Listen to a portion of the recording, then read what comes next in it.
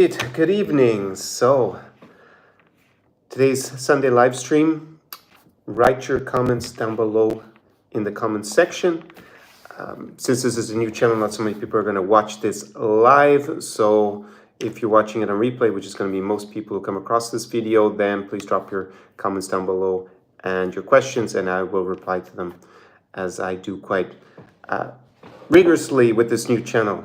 So my name is Connor Klein. I'm an expert in international relations, have a background in the field.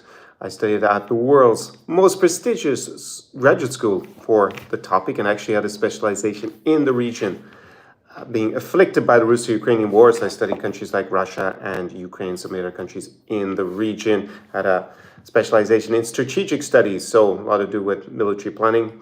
I did not work in that field. I worked as a lawyer, so a bit different, with some dealings with the gas industry, actually, between Ukraine, Russia via Ukraine to the rest of Europe. And I have been living in Ukraine for many years, so I speak both Russian and Ukrainian, so I can give you a bit more of a nuanced perspective on this war. So it's going to be a very short live stream today. Basically, we've had the Munich Security Conference over the last 3 days, and there has been a lot of consternation caused by many of the pronouncements by the U.S. representatives who went to it, namely J.D. Vance, the American Vice President, and Peter Hegseth, the U.S. Defense Minister, Secretary of Defense, and Donald Trump in between when he has been asked by journalists about what is going on. Basically, in short, it would seem that Europe's security via the NATO alliance by America is no longer being secured. It's kind of ambiguous to me whether Article 5 would actually be honored by the US at the moment if one of the countries, member states, were to be attacked by Russia. With respect to negotiations in the Russo-Ukrainian war, there is no coherent peace plan, there is no coherent policy. Both J.D. Vance and Peter Hegseth contradicted themselves and each other continuously over the 2 or 3 days. Some examples are that Hegseth took off the table completely that Ukraine would restore its territorial integrity, that it would join NATO, and then he walked that back, and then it was reiterated again. So both of them referred to President Trump has been the arbitrator. It did not seem like they had actually any sort of coherent plan.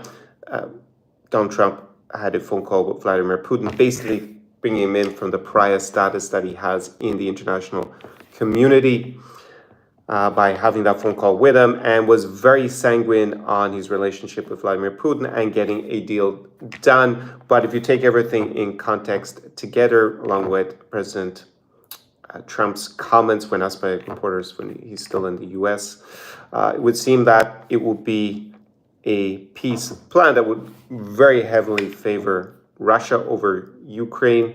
Hegseth seemed to give up many negotiating positions before there was even any negotiation, before there's even an in-person meeting between Donald Trump and Putin, which has been mooted for Saudi Arabia in a few weeks, without Ukraine and without actually the European partners of the U.S. even been invited to be consulted. They were sent a list, basically, of what their demands are. But at the same time, the peace proposals, if we're to understand them, involves a European peacekeeping force of some sort. So Europeans are going to have to agree to that. That's basically, according to Trump, going to be their problem going forward. But they obviously need to agree to it. So it just seems like a very amateur approach to the negotiations, giving up most of the negotiating positions, and then going back on that, and then saying them again in part, and contradicting, the leading actors in the U.S. administration, contradicting each other. J.D. Vance then spoke at the Munich conference and had a speech that did not really discuss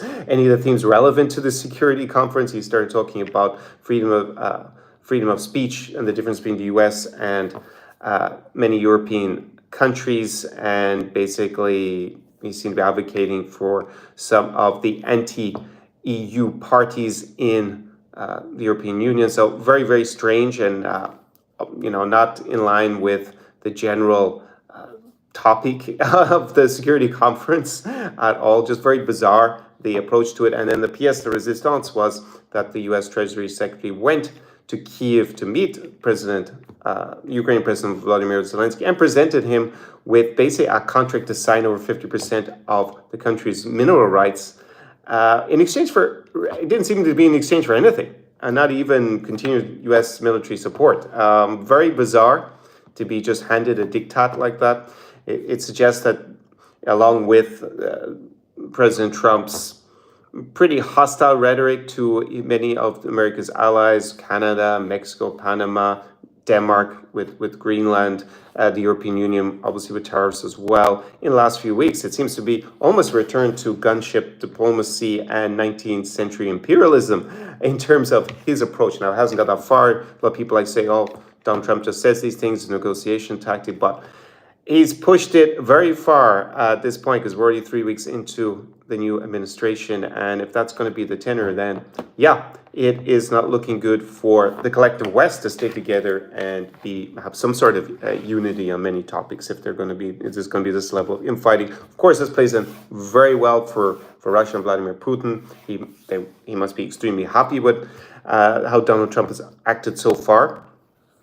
However, I think the big winner in this strategically is going to be China.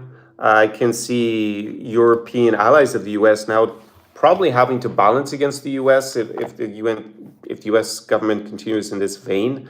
It doesn't look like they're really allies anymore. They're obviously not enemies, but at the same time, they don't seem to be really allies, and therefore it would actually make in international relations a lot of sense to start a balance against the U.S. and China would be the obvious candidate for that, since they are maybe not quite as powerful economically, not militarily as the U.S., but economically pretty close, and they could be a way to balance against this change in U.S. approach to how they deal with their allies and a more imperialist mindset, 19th century imperial mindset, at least in the rhetoric, not in the actions so far, just tariffs so far. Russia is obviously not an option in that respect, although many populist politicians that support the Kremlin would love to go back to dependence on Russia for natural resources that will bring down the cost of those in the short term probably, but obviously you pay a huge political price. So just to close up this little brief live stream, I will go back to making some videos tomorrow, try to make a almost daily video this week about what has happened, taking a topic from the Munich Security Conference and going a little bit more in depth. At this juncture, I think we're actually further away from a peace in Ukraine than we were 2 weeks ago. The other thing is that U.S. officials started to repeat the Kremlin line of that Zelensky's illegitimate, there has to be election.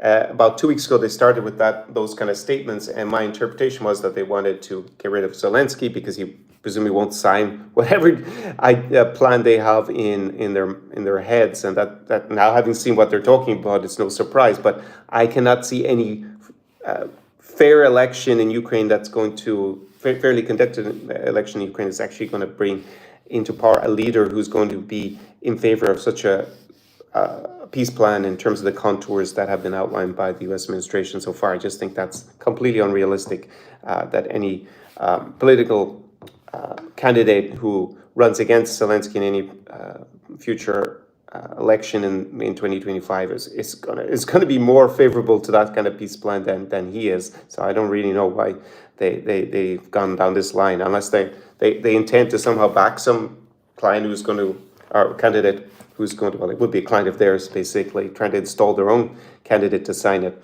And for that reason, I think because of the way that they've amateurly handled the negotiations so far, that the chances of Ukraine being in agreement with any sort of peace deal that comes out of it is a lot less.